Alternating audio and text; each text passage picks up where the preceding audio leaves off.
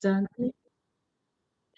Hey, everybody out there in Global Resources for Men. Thank you so much for joining us here today. Sorry about the delay, but we have the one and only Dean Bentley, located in the Gold Coast of Australia. He's a reconnection guide and ceremonialist who has brought the old stories of life and rites of passage into the newer age and helping people reconnect more deeply to themselves and to their communities as they journey forward inward and outward.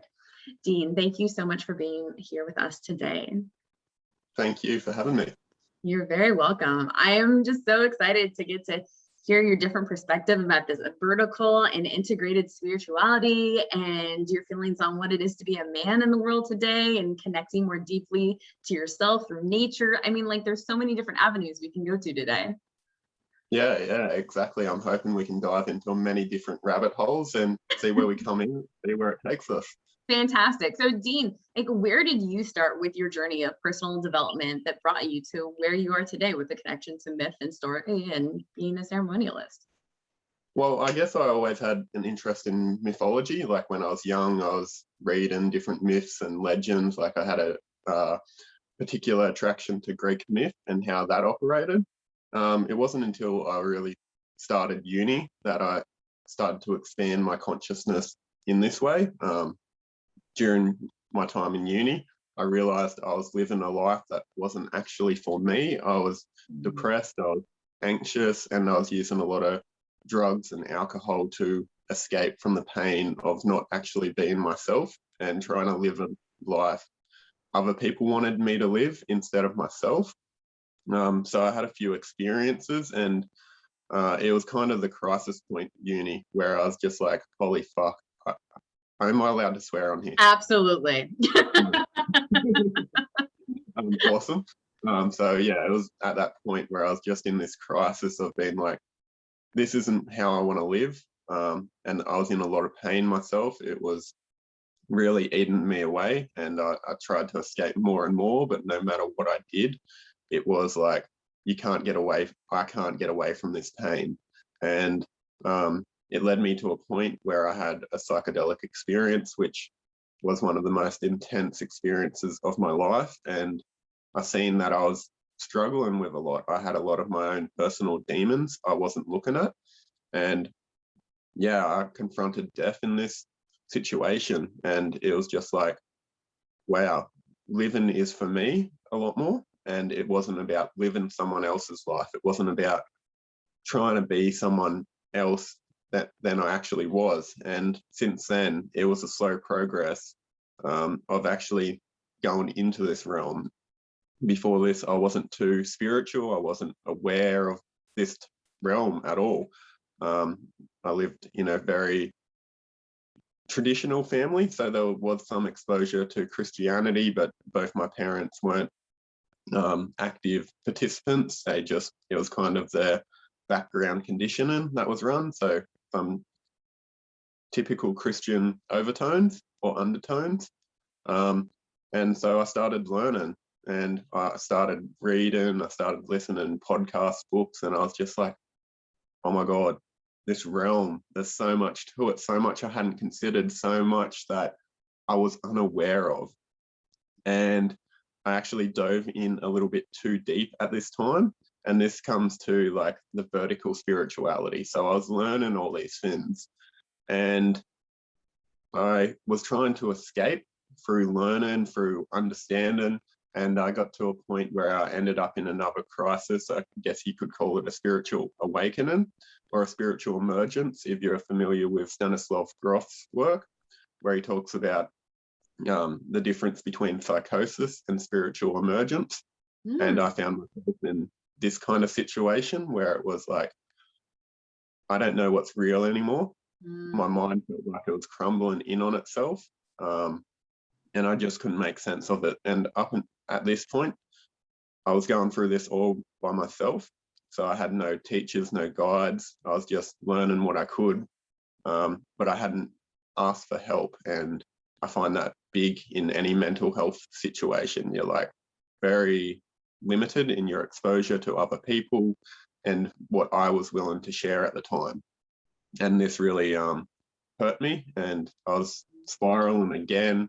Spent a couple months in this, being like, I don't know what to make of life. I don't know what it all means. I'm trying to figure out the meaning of life, basically that existential crisis of none of this makes sense. None of the way we're living makes sense. And also at the same time, I was exposed to a lot of Eastern philosophy and teachings. So instead of, actually learning how to set boundaries, how to say my needs, I was trying to be more holy than holy and being like, I'm not angry. I'm just, I'm above all that. And I was just bypassing my actual emotions through spirituality. And that's the point about vertical spirituality, where I found it a lot of myself, and I've heard of others who get into the spiritual realm, but it's not grounded, and we use it as an escape instead of a deepening into ourselves, into the world. Yeah. And it was like, go live on the mountaintop away from the world so I don't have to deal with it, instead of doing it for a reason of love, of being trying to expand myself. So yeah, I spent some time going through that, and that was just such an interesting time where I learned a lot about myself, but I had no way to bring it into this realm. I had no way to bring that knowledge down into my body and actually feel that. And this took me a couple months. I found some breathwork teachers, some yoga teachers, and they really helped start me ground it. And yet I still felt very disconnected. I spent about a year in this place, and then I ended up in another extreme circumstance where I went traveling for a couple months, no structure, no grounding, and I was just in the flow of life, trusting where it was taking me. And this set me down another dark rabbit hole of understanding the masculine and feminine energy dynamics. So during this time, I ended up questioning my gender, my sexuality, and started seeing myself as a very feminine being, and actually considered if I was trans for a while, because I had no structure. I was disconnected from my own cock, and it was just like, oh, it'd be easier to just surrender to the flow of life and never start owning like my needs, my boundaries, and putting them in place.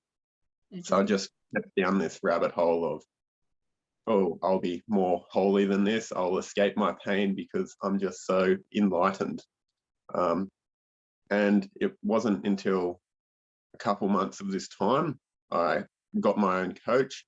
I started attending men's circles. I found some mentors in the shamanic arts, and it was just sitting in ceremony, working with cacao, which is beautiful medicine. I've got some here this morning, which just really gets me going, opens me up. For anyone that doesn't know, cacao is a sacred chocolate, and it can be drunk in ceremony to really open and expand the heart, the energetic body. And some people have called it the natural MDMA, and it's really good to dance on. So if you ever at a dance party and you don't want to drink, highly recommend a high dose of cacao. Beautiful. And then since then time, I've just been finding teachers and guides and sitting in circles, creating my own men's circle. And this is where men's work really started to call to me, because, well, there's also that wound around the father not having access to that masculine role model. So through this work, I started to find them figures that could help me understand what masculinity is and build my own reconnection to my cock, and realize there is no shame about being connected to our masculinity, because I felt I should be disconnected because of that toxic masculinity. And I thought if I owned my masculinity, I was a bad person, and that masculinity was evil in itself. So there was a big integration piece around learning that no, masculinity has caused a lot of problems. There's been a lot of shit that has been caused because of it. And it's also not the problem itself, it's how it's been used, and that it can be used in a very beautiful way. And since then, I've been working with the masculine, feminine energies to really figure out what this all means and how to embody each aspect and bring them into the world. And so after this time, I really yeah, I've just been sitting in ceremony, working with mentors, guides, and also coming back to nature, because I've found for me, it's the wildness. It's what is outside any box. When we go out into the woods, the forest, there's no structure. There's no, oh, that tree's got to be trimmed like this, or, you know, we'll put that plant in a box and let it grow and only in that box. It's like, it can do what it wants. And I find there's it's a beautiful representation of our natural mind. Instead of trying to control it, trying to be like, you got to be like this, you got to be like that, it allows us to expand by showing us there is no certain way to be. It's all welcome. We can be any way we want. And that's where it's been really beautiful for me, coming back to what does it mean to be me? What does it mean to be a man? And it means whatever it needs to be. Instead of putting it in a box, it's like, yes, be whatever, be what seems to be true for you, what is true for you, instead of living to other people's expectation, what they want, and coming back to oneself truly. And so that's been a lot of my journey up until this point. That's amazing. Thank you so much for vulnerably sharing all of that information. That was fantastic. Ryan says, a great book to consider reading is King, Warrior, Magician, Lover by Robert Moore and Douglas Gillette. Have you read that book? Yeah, it's a beautiful book, and it was one of my first exposures to men's work. It was just like, oh, these masculine archetypes, oh, can I connect to them? And just understanding the sub-layers of my psyche and engaging in them in different ways. And also another exposure for me was David Dieter's Way of the Superior Man. And that's a really nice way to understand the masculine energy itself. That's really beautiful. I so appreciate you bringing forward and talking about how disconnected you had become from your masculinity and disconnected from your cock, and how you felt about like the toxic masculinity in that aspect, because I think that really has been a danger across society as all these things have come forward, and why I'm so grateful for the men that show up in this group to support one another. Because I look at it from, it's not toxic masculinity, because masculinity in and of itself is not toxic. It's just, is it immature masculinity or mature masculinity in the different dysfunctional aspects of any sort of gender spectrum of immaturity, right? And how we don't have that guidance to help us go through different rites of passage into a more mature standpoint of whatever age of development you're in, regardless of gender, which is why I love what you're doing with being a ceremonialist and a reconnection guide and helping bring people back and doing more of those rites of passage. Yeah, exactly. And I think a big part comes back to that king, warrior, magician, lover. Like a lot of the toxic masculinity is really the immature warrior or the immature king, like the tyrant, or the masochist or sadist in the warrior archetypes. And there's been a lot of shame around that energy, like the aggressiveness, assertiveness, because it has been in them immature things, and we blame it. And then this pushes it further into the shadow. And so then it comes out always. It's like, oh, I'm not allowed that. And then it's like that shadow of, I need to get this out. So it comes out in passive ways. It comes out in manipulative ways, instead of actually being like, how we can use it to set boundaries, how we can use it to be decisive, like that warrior energy of, I'm getting that, I'm going for that, and nothing's going to stop me. Right. And the warrior also protects. He serves the people, and if the king is in his mature thing, he serves the king, and the king serves the kingdom, which is everyone in it.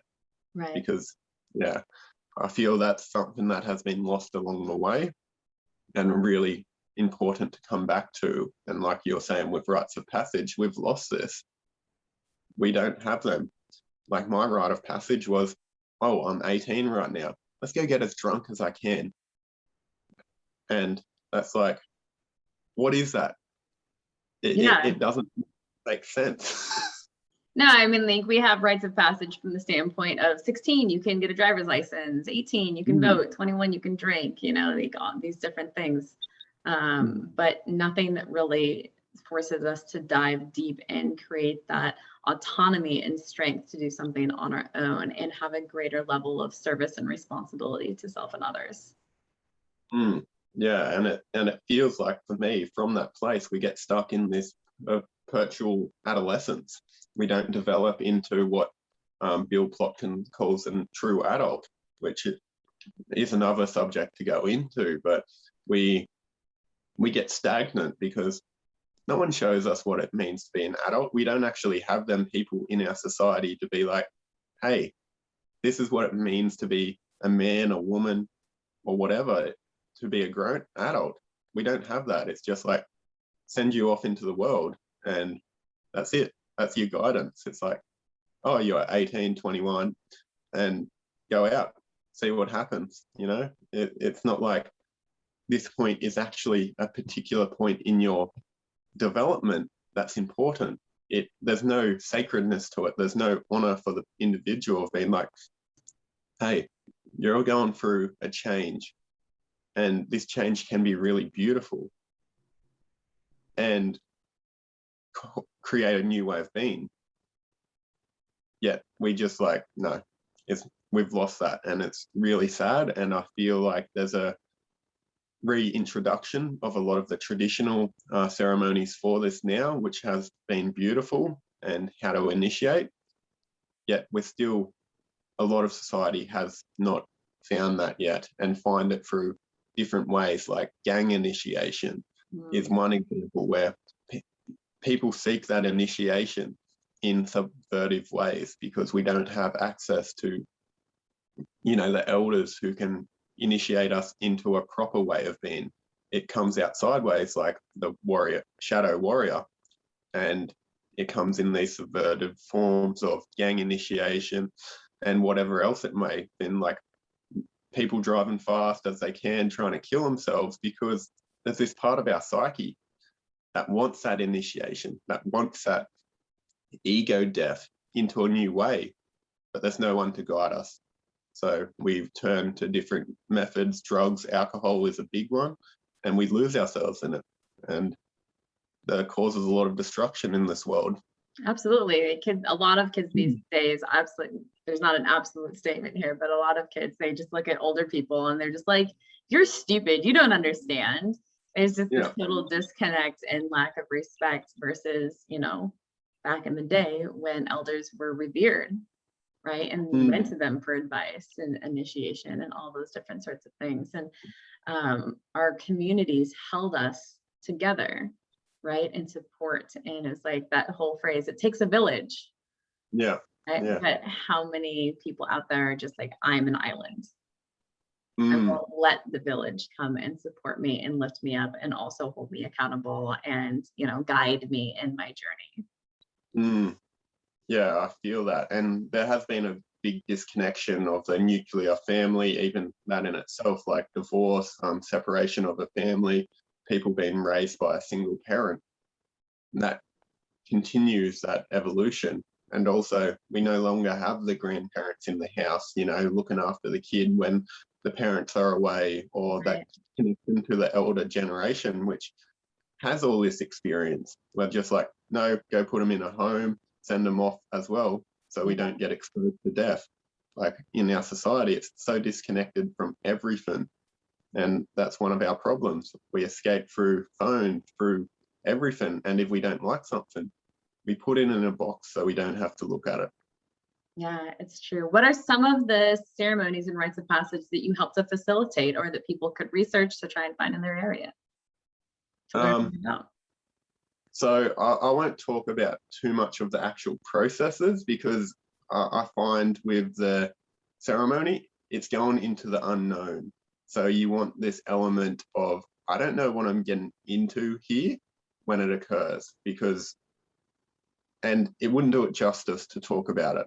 Like just describe the actual logistics of it, because it's just like, oh, we do this and then this and then this, and it takes away of what it can be. Sacred thing. You don't want to take away the sacred nature of the experience.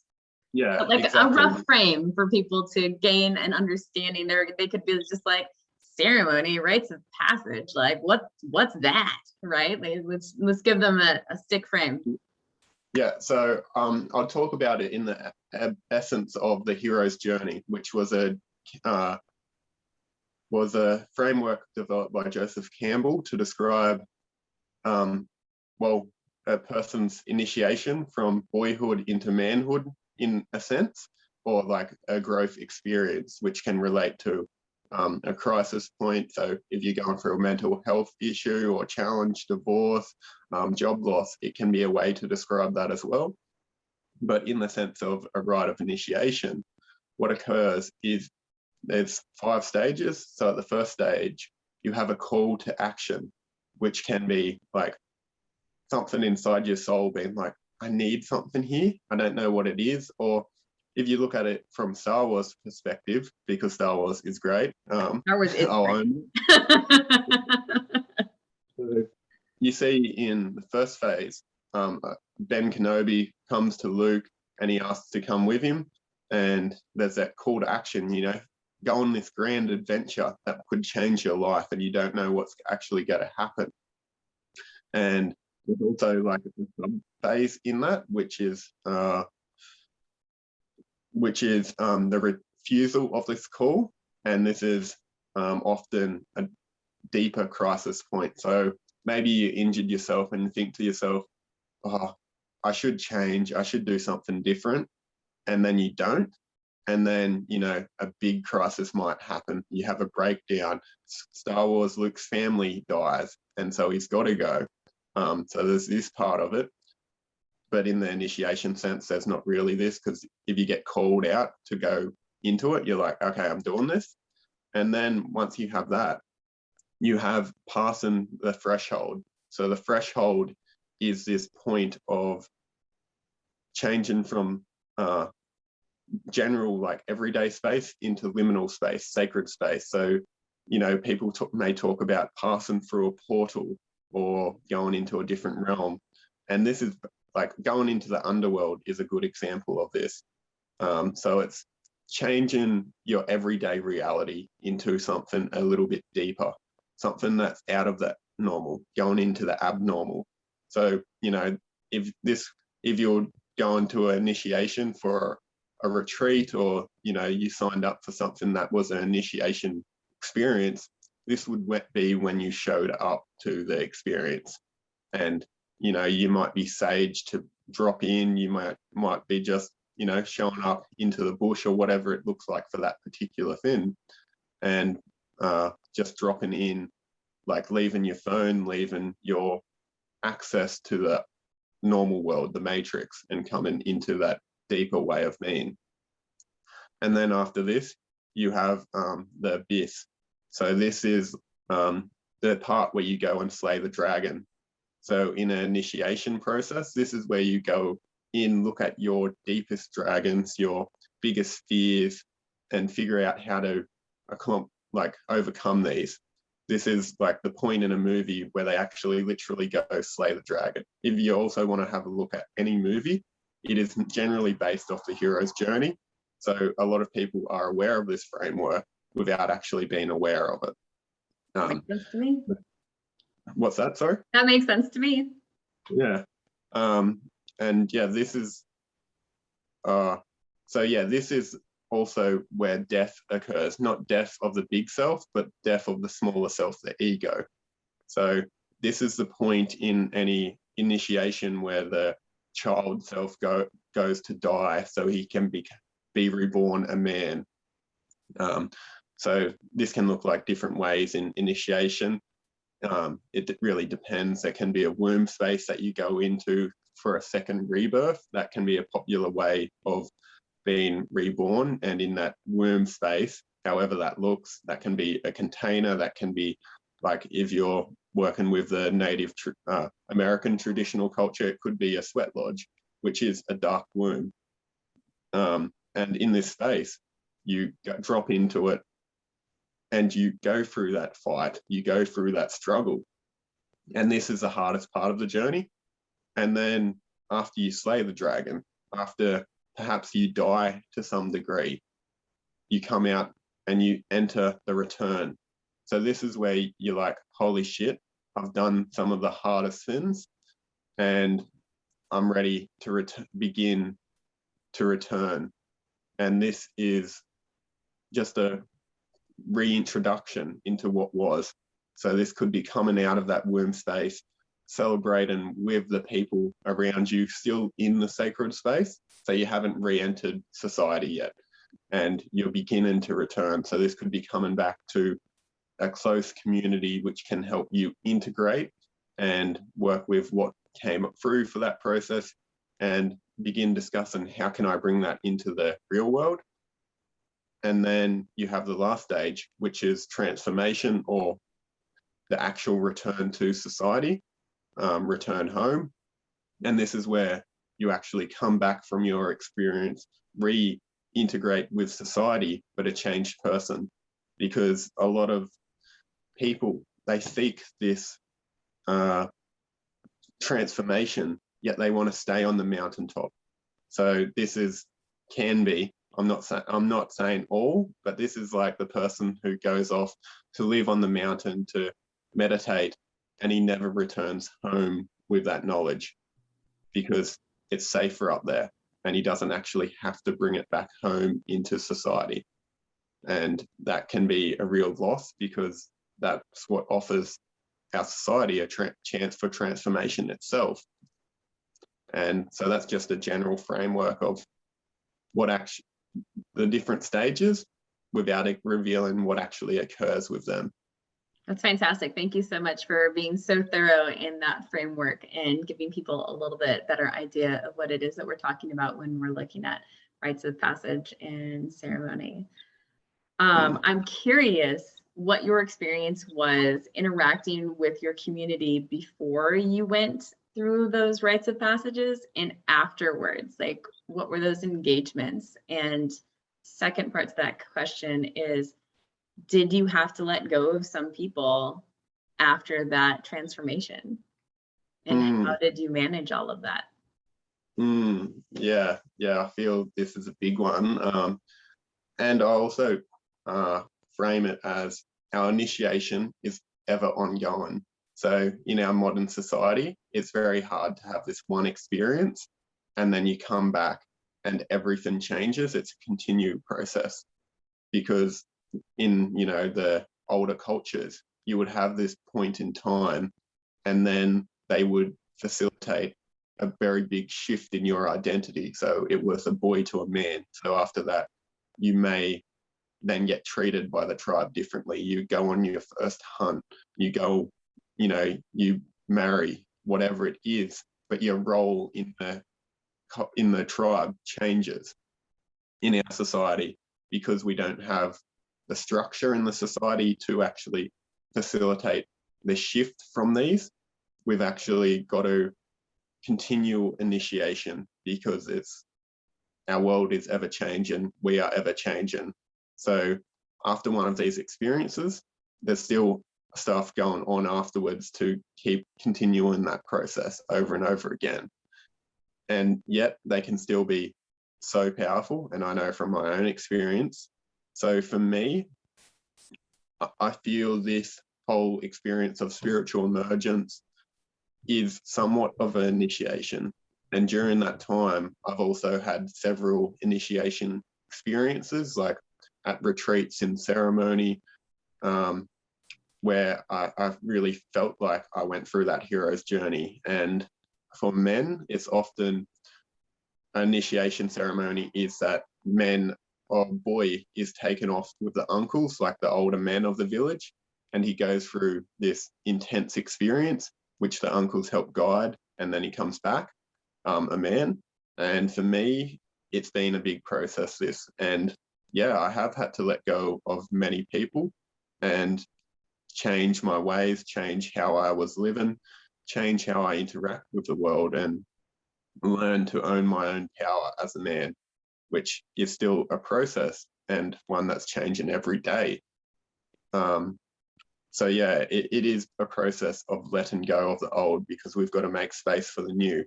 And if we're not willing to let go, you're going to stagnate. And this isn't easy. For the last week, I came out of a retreat, which was I helped facilitate.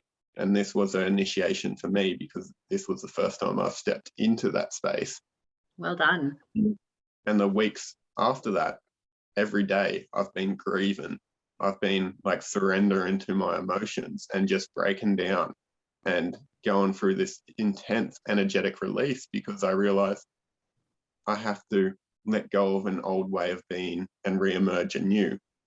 And it's not easy, but that's the process of letting go, because when we grieve, we make space for new. We're like, okay, I love this part of myself. I see it, I thank it, and I also let it go. And it can feel like I'm being ripped apart and I want to die. And that's the process of death. And it's a beautiful way to honor it as well, because we can celebrate death as well as rebirth and not judge it because, oh, that wasn't good enough for me. It's more like, okay, that's not serving me. That's not serving my highest way of being. That's not serving the people around me. So it's time to let that go. Yeah, I can definitely see how that would be a potentially difficult transformation, but I'm sure having a group of men surrounding you in the community that you had makes it a bit easier. Oh, yeah. I'm thankful that I've created a space where I can share this with men and be seen, like having a community where we have sharing circles, like weekly men's work where we go out into the forest and reconnect. It makes it so much more beautiful of a process. And I know I'm on the right path because of that, even when it's like, I wish it would stop. And that's part of it too. It's like being okay to not want to be there as well as being okay with being there. It's a paradox, coming back to that. Right. Finding that surrender. Yeah. That you were talking about before. Yeah. And I know as a man, I've got much resistance to that because I want to control, I want to know everything. And it's just like, I don't get to let go. Yeah. And you had talked about one of the topics would be like what it means to be a man. Yeah. And I've got an interesting view of this because of that time I spent in that very feminine state. I was like, am I a man anymore? Like, does this mean I'm not a man? What is this? And really questioning that around my manhood. And like even my sexuality was a piece of that, like having, when I was in that stage, wondering if I was gay as well. And there was all these different things. And a lot of the conditioning was that, oh, that's not a man being like that. That's not what a man is. That's not what a man does. He doesn't show his emotions. He doesn't be that person. And that's a very old patriarchal view of masculinity. And to me, because masculine creates a container, like when we're talking about masculine, feminine energies, like within and without, I feel the masculine energy creates a container and allows whatever is happening to occur. So for me, one of the key aspects of being a man is actually being who you are instead of how other people think you should be. You get to embrace how you are, because instead of being like a man stoic, he walks with his chest out and he walks like he's got a stick up his ass, instead of just being like, oh, I can still be a man and flow, I can dance, I can do all these things that may be considered feminine, and yet I allow them to move through me because that feels right for me, instead of getting stuck in, oh, even the framework of king, warrior, magician, lover, it's great. Yet at times I feel it's limiting because it's like a man is only these things, and it reduces our ability to be any which way we want. And for me, a big thing is breaking out of the boxes. It's like, what feels right instead of what should we do, what feels right. And that to me is more powerful. If I want to wear a dress, a skirt, allow myself to do that, even though it could be considered feminine, allow myself to do that. and own that feels like more of a man than just being like, I don't want to do that. That's not for me. That's too, that's too much of the conditioning that I told wasn't okay. Instead of just being like, no, this is what I want to do. I can own this. I can stand in this and allow it. And for me, one of my practices is to break outside that box and be like, how can I have more fun in this? How can I like challenge the status quo to some degree and just be like, yeah, this is who I am. This is how I embrace myself. And this could look like wearing funky tights, dancing, like I go for a run in long pants and you get all sorts of people looking at us, just like embracing our weirdness and owning who we are, I feel is that masculinity to me, like that complete ownership. And it's still claiming. That's what I keep hearing like in my mind. It's just like, because the power of claiming something. Yes. Like the dominance over thought and perception. And you're just like, no, like I'm going to claim this. This is mine. And this is how I'm stepping into my masculine, because it is all of mine. And I'm not going to let you try to dictate who I am because of your perceptions. Yeah, thank you. That's a beautiful word. I feel that really resonated with me, just claiming who we are and standing in that, standing true in that. And it's hard, and I'm still learning how to own all parts of myself. Yeah. And it's no, that's beautiful. I'm glad that it hit you in the right way. And it's such a journey for us all to find that balance of masculine and feminine within us. Most definitely. Like they're two polar energies, and it's like in our world, it's a very masculine orientated society of do more, be more, gain more, earn more, whatever it is. And we can forget about our feminine. And this brings it back to the nature piece for me, because nature is that feminine element. It's complete life force. It is just what it is, and it does what it wants to do. And it's got a container for that. And when we submerge ourselves in that, we also connect to our feminine, our life force. And that's what's such a beautiful process about coming into contact with nature.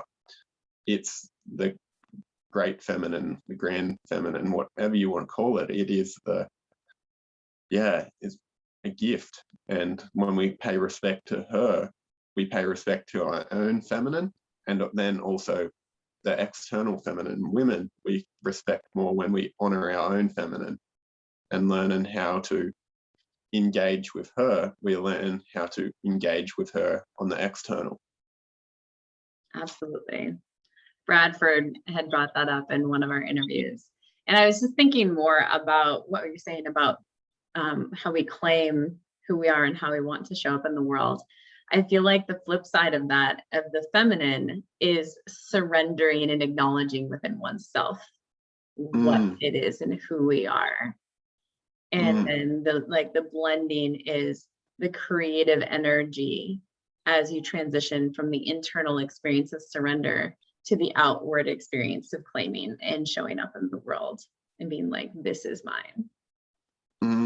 I really love that, because it allows the polarity to be at play of the masculine and the feminine, and they work in such beautiful synchronicity when you allow that deep surrender and I get to be how I want to be.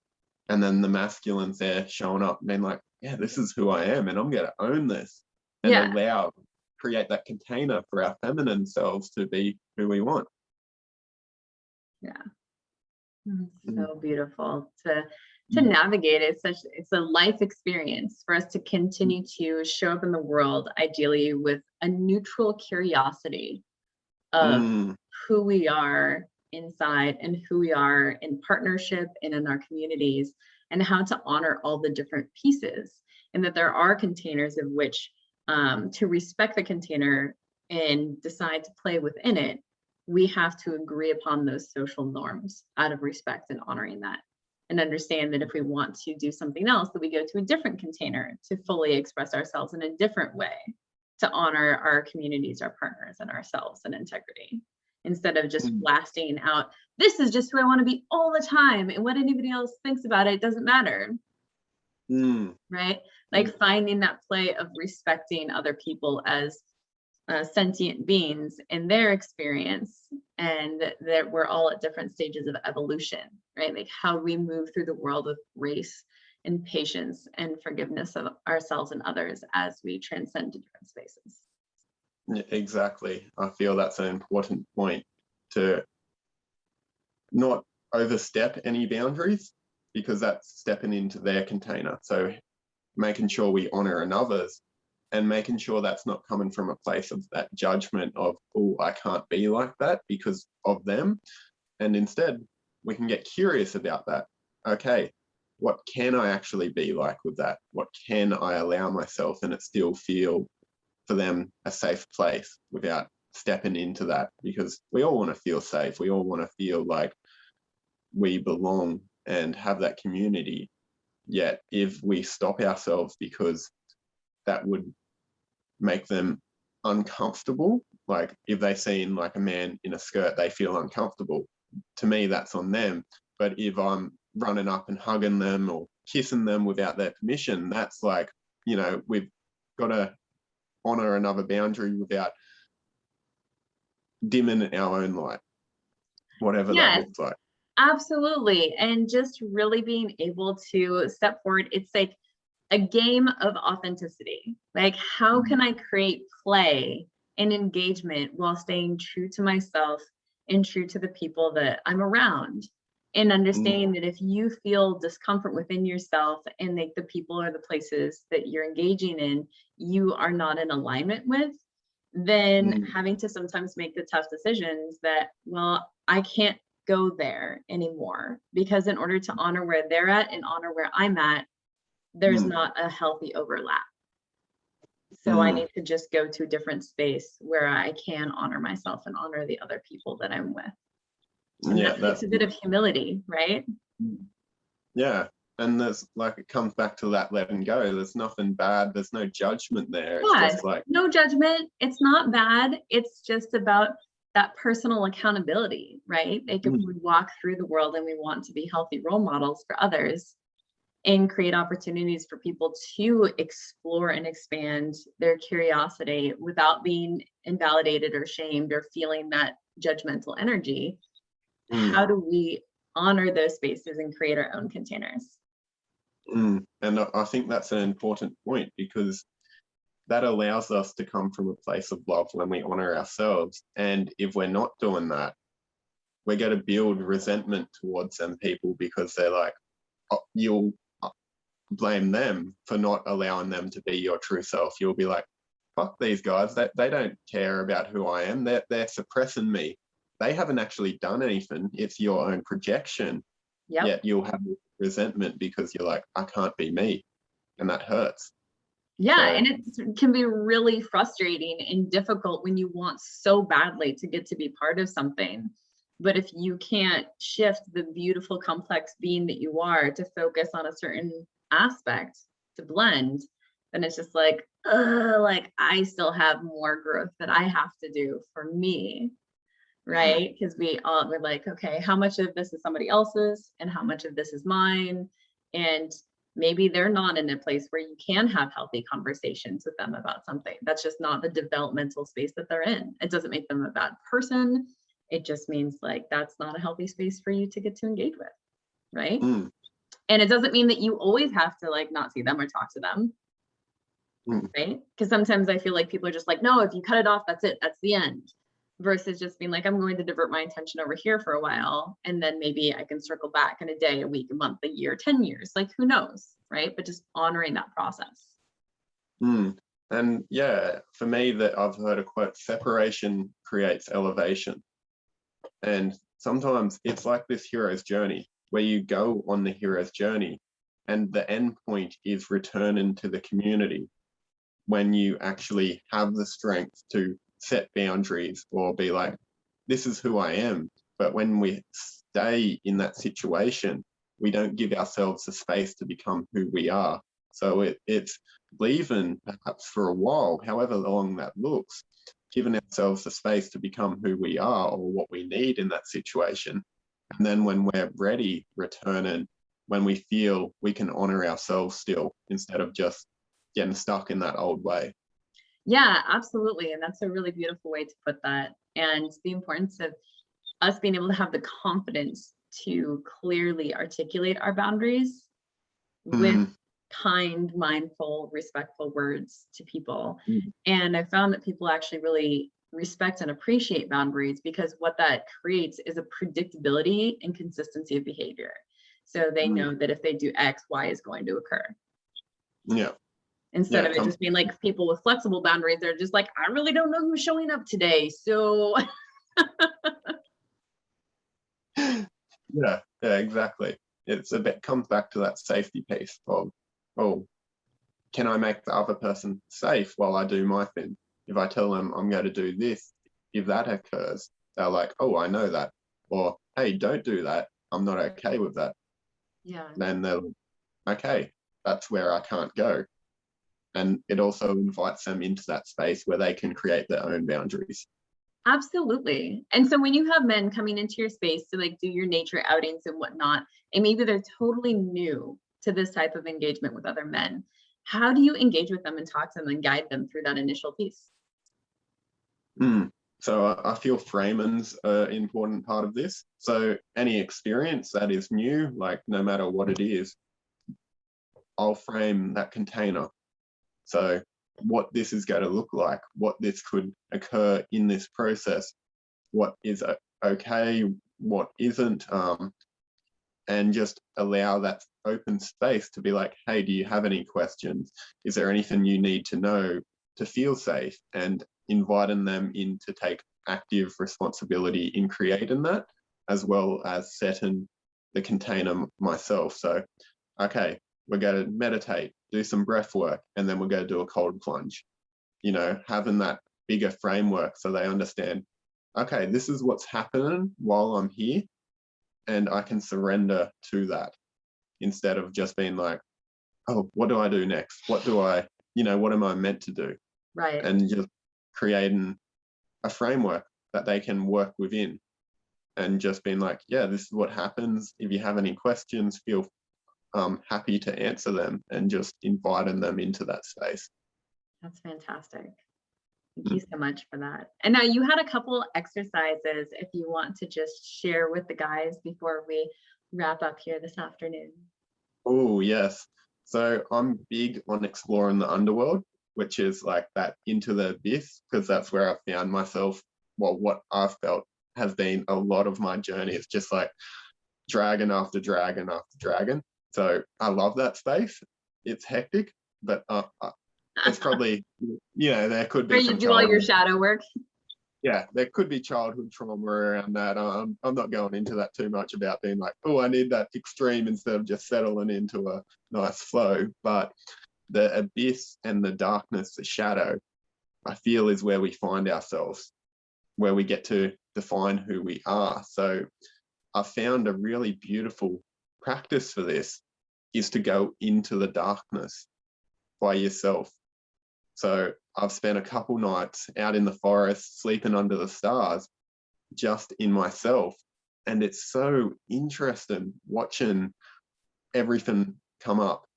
So if people are going through a process and they need some space for themselves, it can be really powerful to find a space out in the darkness. It doesn't have to be in the woods. It can just be somewhere they can be safe. Don't actually, go somewhere you'll get eaten by wolves. Where you can just go out and be in the darkness, be in that shadow, and just be with yourself, and just see what emerges, see what comes up for you. And it also gives that freedom to allow truer parts of ourselves to come through. So it's just a really good practice of facing our fears, for one, because so many of us, I know I have a fear of the darkness. What monsters are out there? And that's a projection of my internal monsters. But, it's still real. So when we face our fears, we get to improve our own strength, our own capabilities. And it's something that's been lost in modern society, connection to nature. And out in the darkness, it's one of the more extreme ways you can do that. Yeah. And then that makes another, a lot of sense to me. yeah, it's like, depends how you are in the darkness, how comfortable you are wherever you go. A lot of different things can happen. You can just sit there and think, oh, this is bullshit. Or you can have a really terrible sleep out on some rocks and you're just like, why did I do this? Times, but it's still beautiful. I love it. And then another one is just simply journaling. And journaling's one of been my practices, which can look like a stream of consciousness writing. So you just write whatever's coming through to you, even if it's, oh, this is bullshit, this is bullshit, this is bullshit, and seeing what comes out of this, and just allowing all them thoughts and seeing, like, getting a glimpse into our mind, or asking powerful questions and then journaling about them. Like, what do I want in my life? What do I want to do with my life? What childhood conditioning made me who I am? What patterns am I repeating in my life? And asking all these questions and just seeing what's there and allowing ourselves to answer. Yeah, that's beautiful. Thank you so much for sharing all of that, Dean. I really appreciate you being here today and sharing so vulnerably and sharing your wisdom. And yeah, where can men find you today and like your programs or like the work you do? So people can find me on Facebook as Dean Bentley, or on Instagram at The Paradigm Upgrade.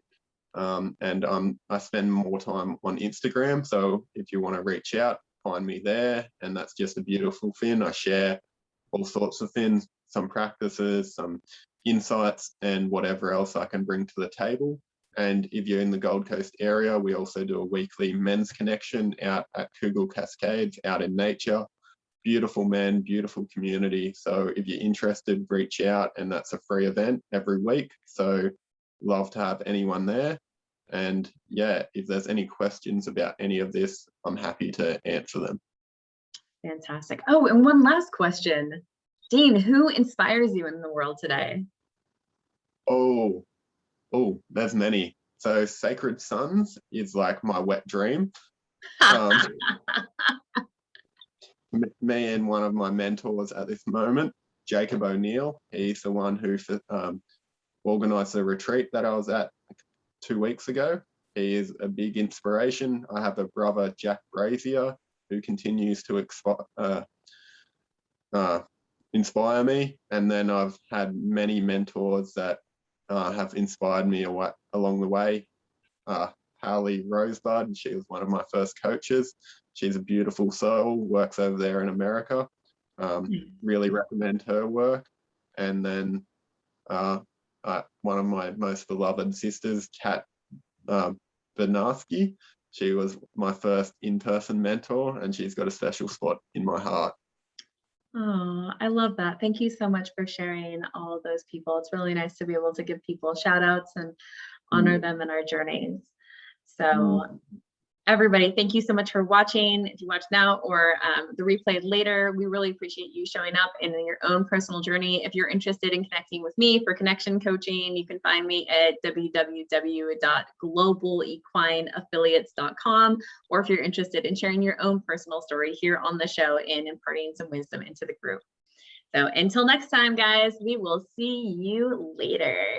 Bye. Thank you all.